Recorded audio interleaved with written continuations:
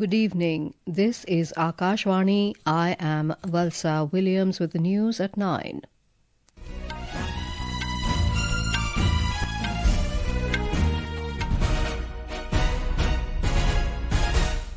The headlines. Centre hikes minimum support price of 14 Kharif crops, also extends 1.5% interest subvention scheme for Kisan Credit Card loans till current financial year.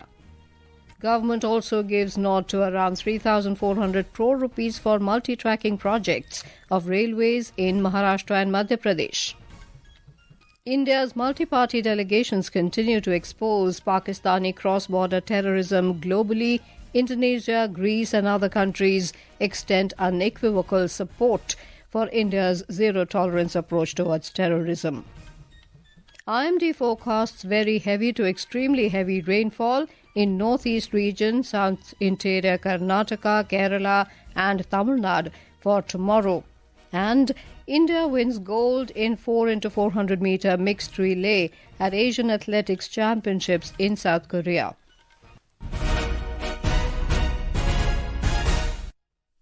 The Cabinet Committee on Economic Affairs has approved an increase in the minimum support prices (MSP) for 14 Kharif crops for marketing season 2025-26. Briefing media in New Delhi this afternoon, Information and Broadcasting Minister Ashwini Vaishnav said the government has increased the MSP of Kharif crops for marketing season 2025-26 to ensure remunerative prices to the growers for their produce.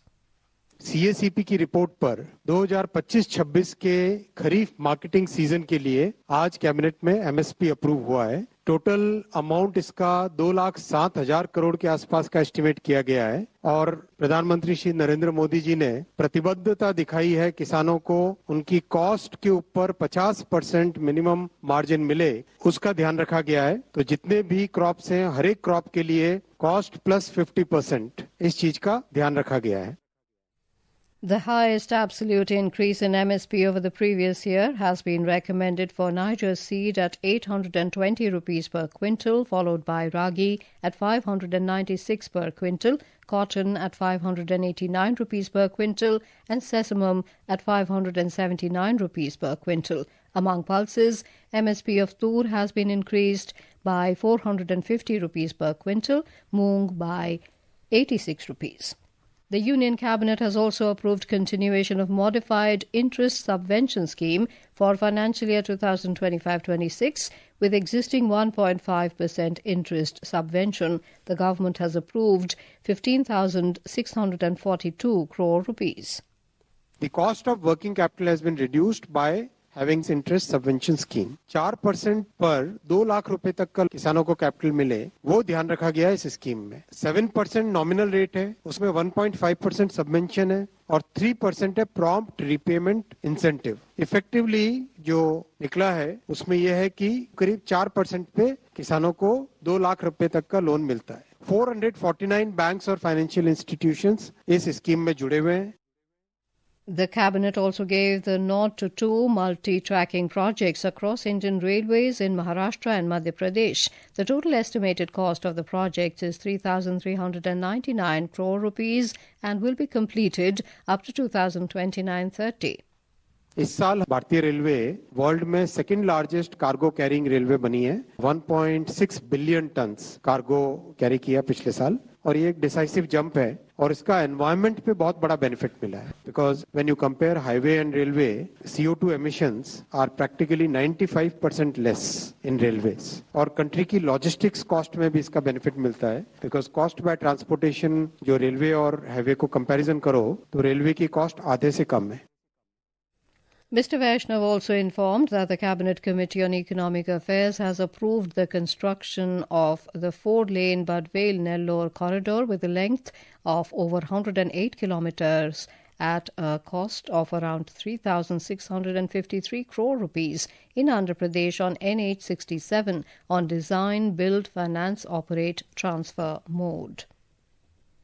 India's industrial production growth measured by the Index of Industrial Production IIP slowed to 2.7% in April as compared to the growth rate of 3% in March. According to the data released by the Ministry of Statistics and Program Implementation, the three major components of IIP, manufacturing rose 3.4%, electricity generation grew by 1.1%, while mining output contracted marginally by 0.2% in April. External Affairs Minister Dr. S. Jaishankar has said that India's right to defend its people against acts of terror has been recognized by countries across the world. Addressing a program at the Embassy of Italy to celebrate the Italian National Day in New Delhi, Dr. Jaishankar appreciated Italy's solidarity and support to India following the barbaric terror attack in Pahalgam in Jammu and Kashmir. He said India believes that the world will have zero tolerance for terrorism and cross-border terrorism. We are thankful, Ambassador, for Italy's solidarity and support to India following the barbaric terror attack in Pahalgam in Jammu and Kashmir. India gave a firm, resolute and measured response by destroying the relevant terror centers and launch pads. India's right to defend its people against acts of terror has also been recognized by countries across the world. We believe that the world will have zero tolerance for terrorism and cross-border terrorism. India's message of zero tolerance against terrorism is echoing worldwide, with multi-party delegations holding back-to-back interactions with world leaders as part of India's diplomatic outreach. On Operation Sindoor, New Delhi garnered unequivocal support from world leaders. A report. Sanjay Jha-led delegation called on Secretary General of ASEAN, Dr. Kao Kim Hoon, and briefed him on Pahalgam terror attack. The Secretary General condemned all forms and acts of terrorism. This is a bipartisan delegation from the Parliament of India. As you know, as in India, we have comprehensive security partnership, and they're interested, of course, in the issue of transnational crime, how we can work together to address issues such as terrorism, to focus on counter-terrorism cooperation. Another all-party parliamentary delegation led by DMK MP Kanimoji was received in Greece. She thanked Greece for standing with India and condemning terrorism, saying terrorism does not stop at Indian soil alone. This is to emphasize and tell the world that India stands as one. When India is being attacked, all political parties stand together because we represent the people of our nation, which are anguished by what has happened in our soil recently. And we thank Greece for standing with us and condemning terrorism. In Rome, another all-party delegation led by BJP MP Ravi Shankar Prasad held a meeting with the President of the Foreign Affairs and Defence Committee of the Senate, Stefania Craxi. There have been always requests for a dialogue, but Pakistan never adhered to that. Pakistan is a country where terrorism as an instrument of state policy is being practiced. India gave a decisive strike. We only destroyed terrorist hideouts. Large number of terrorists were killed. Proportionate escalatory only against terrorists. With Anand Kumar, Akshit Vaidyan, Akashvani News, Delhi. As we celebrate the success of Operation Sindoor, the nation salutes the valour of Indian soldiers. As a tribute to the armed forces, Akashvani News is presenting a special series. Today we remember Paramveer Chakra awardee Subedar Joginder Singh, who made the supreme sacrifice during the Sino-Indian War in 1962.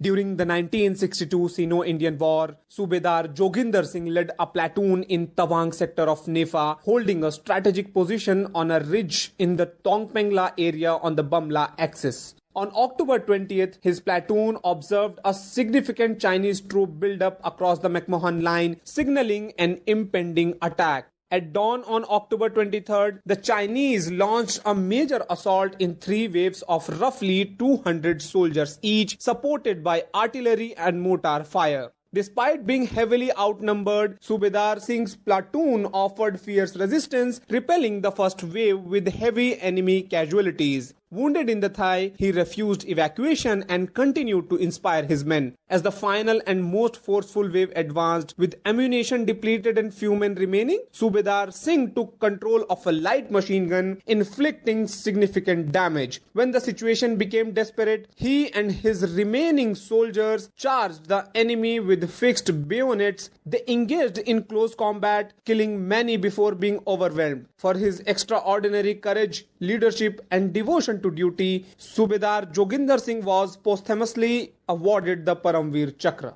Sakleen Akhtar, Akashvani News, Delhi. This is Akashvani giving you the news. For quick news updates round the clock, follow us on our X handle at AIR News Alerts. And for details of stories and more, log on to our website www.newsonair.gov.in and download News on AIR app.